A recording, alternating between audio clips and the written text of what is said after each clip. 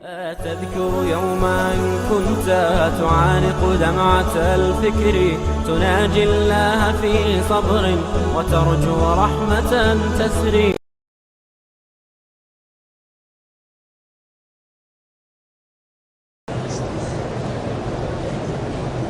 میں نے واجب الطواف کے 2 رکعات کندھا نکال کے پڑھ لیے، ہو گئے، لیکن نہیں، جب طواف ختم استباح ختم.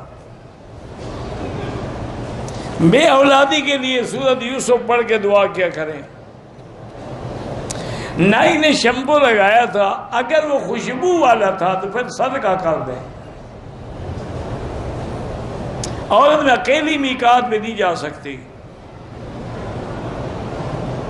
حج کے سفر کے دوران یا عرفات میں دوران احرام چھتری بالکل استعمال کر سکتے ہیں.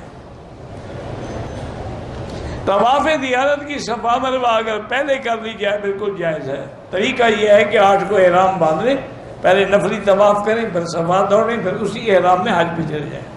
جب واپس آئیں گے طواف کریں گے، سعی نہیں دوڑیں گے. میری بیوی حجر اسود کا بوسہ لینا چاہتی ہے، بس اشارہ کر دے، بوسے کے برابر ہے، بلا وجہ دھکے کھانے کی ضرورت نہیں ہے.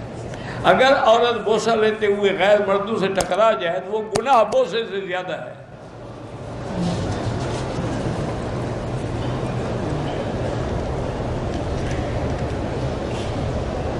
میری بیوی بہت زیادہ شک کرتی ہے، کہتی ہے حج میں تم اس لیے جا رہے ہو کہ وہاں عورتیں بہت ہوتی ہیں. کہو تم بھی اس لیے جا رہی ہو کہ وہاں مرد بھی بڑے ہوتے ہیں. شک کا علاج شک سے توڑو نا، لوہے کو لوہا کاٹے گا نا.